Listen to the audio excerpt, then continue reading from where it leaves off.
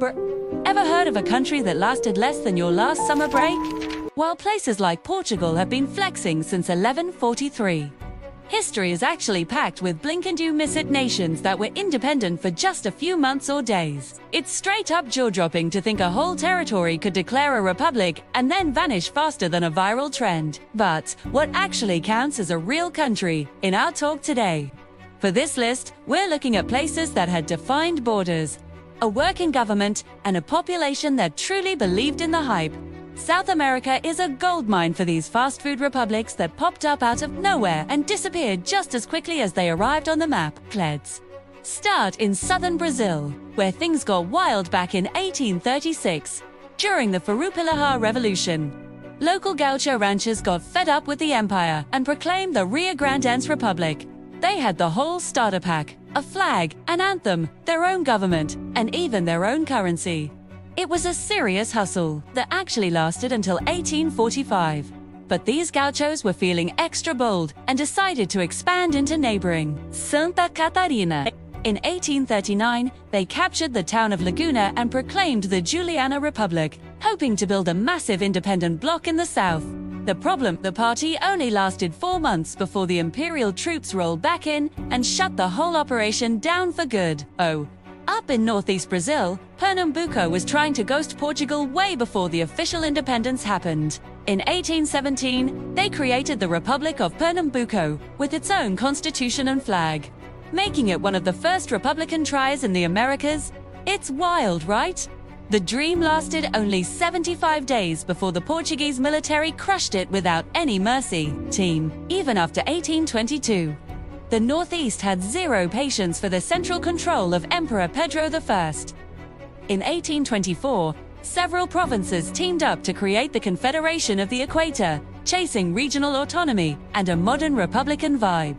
But the joy was short-lived. They were defeated militarily and reintegrated into Brazil faster than a typical afternoon summer rain passes through. In the Para region, things got even more hardcore during the famous Cabanagem Revolt in 1835.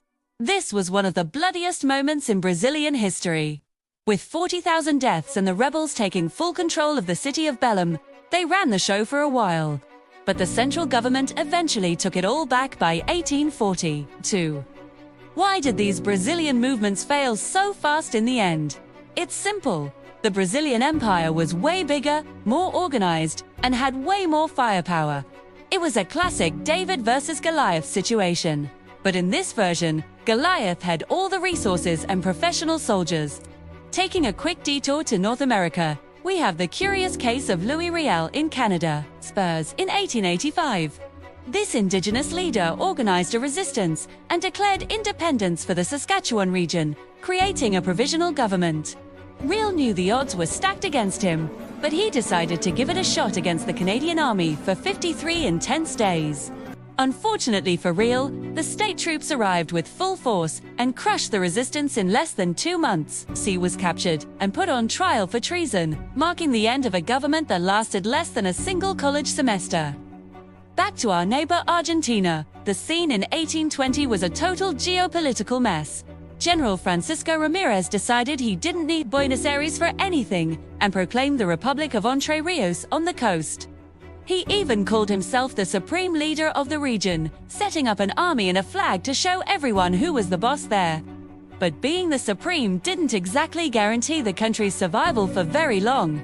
In less than a year, in Ibarra, Ramirez was defeated and killed in battle, which caused his republic to dissolve instantly. June that same chaotic period, the province of Tucumán decided they wanted their own independent side hustle. Governor Bernal Barros proclaimed himself president of the Republic of Tucumán, complete with a congress, an army, and even its own coins. Tucumán's adventure lasted a little over a year, but it all came crashing down in 1821 as well. Moving up to Colombia, the port city of Cartagena de Indias got tired of Spanish rule in 1811.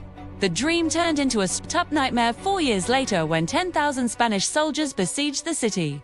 In 1838, Bolivia was stuck in a messy geopolitical trap after joining Peru in a controversial confederation. But Chile was not a fan of a strengthened Bolivia and decided to intervene with full force. In 1932, Chile was facing an economic crisis so brutal that the government just started falling apart. Do you know how long this Chilean socialist dream actually lasted? Just 12 days. No cap. Finally, we have the Free Republic of Loreto, created in the heart of the Peruvian Amazon in 1896. The elite in Iquitos were making bank off the rubber boom and didn't want to share the loot with the government in Lima. These stories prove that declaring independence is the easy part, but keeping a country alive is the real struggle. Did you know any of these? Drop a comment, subscribe, and see you next time.